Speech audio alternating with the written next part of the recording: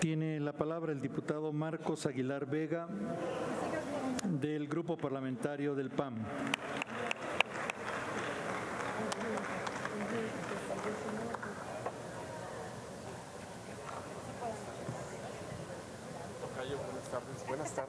Buenas tardes. Compañeras y compañeros diputados, el pasado mes de mayo el presidente López Obrador firmó un decreto para cancelar la condonación de impuestos de los que él mismo denominó grandes contribuyentes. Entre sus argumentos, señaló que en 2 sexenios se condonaron poco más de 400,000 millones de pesos en términos reales, por lo que exigió que aquellos que perciban más ingresos sean los que deban pagar más impuestos.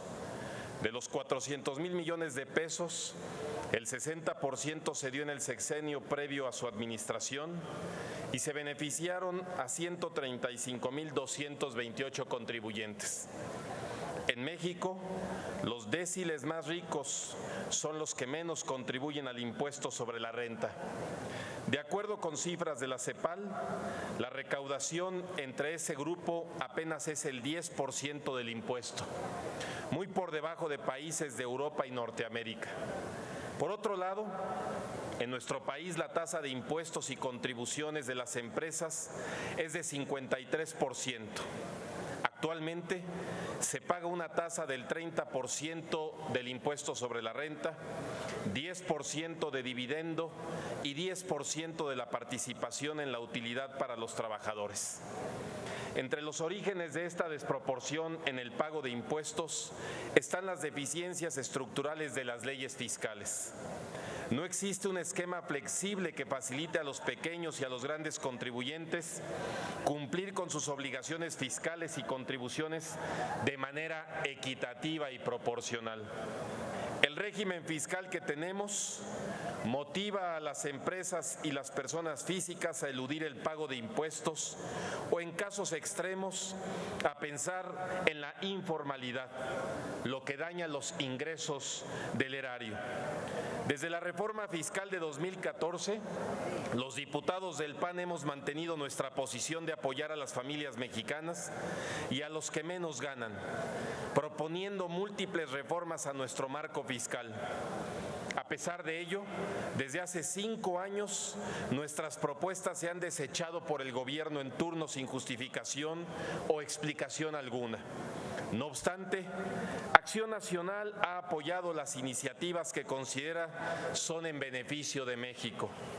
La aprobación de esta reforma constitucional que hoy se somete a nuestra consideración permite demostrar nuestra responsabilidad histórica como partido.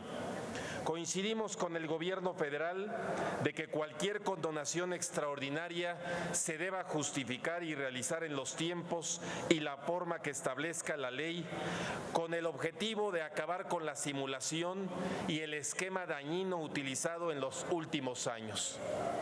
Urge que demos solución a los daños que las condonaciones han causado a las finanzas públicas bajo figuras como la exención de impuestos y otras.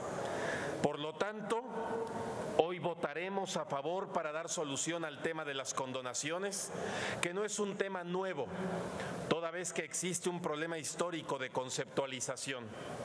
La reforma al artículo 28 tiene sus antecedentes inmediatos en la jurisprudencia dictada por la Suprema Corte de Justicia de la Nación el 19 de enero de 1920 con relación a la interpretación del texto. Los constantes cambios en materia tecnológica, administrativa y de origen económico requieren también cambios en las leyes que le permitan al Estado mexicano regularlos desde la perspectiva fiscal y mantener el orden en sus finanzas públicas. Por esta razón, el criterio de la Corte se ha transformado con el paso del tiempo y surge como un cambio importante la disposición del artículo 39 en el Código Fiscal de la Federación que hoy conocemos. Este artículo permite al Ejecutivo Federal condonar o eximir total o parcialmente el pago de contribuciones mediante resoluciones de carácter general. Por ejemplo, en 2019, el gobierno eximió del pago del impuesto sobre la renta a los contribuyentes, personas físicas, que contaron con un crédito hipotecario para adquisición de casa-habitación y que fueron afectados por los sismos ocurridos en el mes de septiembre del año 2017. ¿Quién podría estar en contra de que para el 2019 el monto de condonación para personas físicas sea de 182.291 millones de pesos y que representan el 77% de los gastos fiscales del concepto? Seguramente nadie, porque además de que ninguna persona puede estar en contra de que las condonaciones ayuden a los contribuyentes en una situación eventual como un desastre natural, también es un mecanismo para reactivar la economía que la propia Constitución prevé. No obstante que reconocemos las eventualidades, los diputados de Acción Nacional estamos a favor del presente dictamen porque el objetivo de fondo es aplicar el principio de equidad y proporcionalidad tributaria cuando se trate de la condonación de impuestos. Coincidimos con la dictaminadora en que durante muchos años los principales beneficiarios de las condonaciones fiscales han sido las grandes empresas, lo que va en contra con los principios antes señalados. También coincidimos en que las condonaciones a grupos específicos de contribuyentes no se han efectuado en condiciones legales, afectando los principios de equidad y proporcionalidad que establece nuestra Constitución. Además, en una época en que los ingresos tributarios han sufrido una disminución por diversas causas, entre ellas la incapacidad del gobierno federal para recaudar los ingresos programados, eliminar la condonación a un grupo minoritario representa un mecanismo para aminorar las pérdidas fiscales de la Federación. Por eso estamos de acuerdo con la dictaminadora en que se necesita un cambio en el manejo de la política fiscal que garantice a los contribuyentes que sus derechos están resguardados por la Constitución.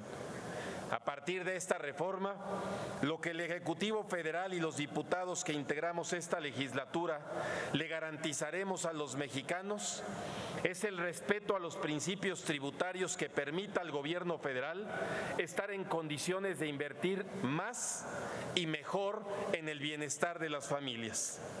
Los diputados de Acción Nacional apoyaremos el proyecto con el propósito de acabar con una práctica que lesiona al erario público, esperando que los ingresos que obtiene la Federación sean aplicados en los temas de mayor importancia, como el combate a la inseguridad y la ampliación de mayores servicios de educación, salud e inversión en infraestructura.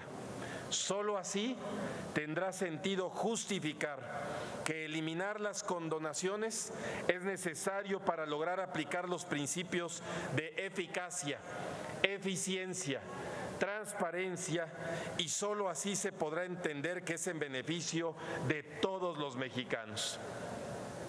Esperamos que el gobierno federal atienda a las demandas que aquí realizamos, para que en el marco del análisis del paquete fiscal podamos tener un diálogo abierto y responsable sobre la necesidad de hacer reformar al marco fiscal. En la medida en que fortalezcamos los ingresos de las familias mexicanas, generaremos las condiciones para dinamizar el consumo interno y potenciar con inversión del gobierno el crecimiento de nuestro país en el corto y mediano plazo. No se puede aplazar más la corrección de los errores que se cometieron en la administración pasada con la tóxica reforma fiscal.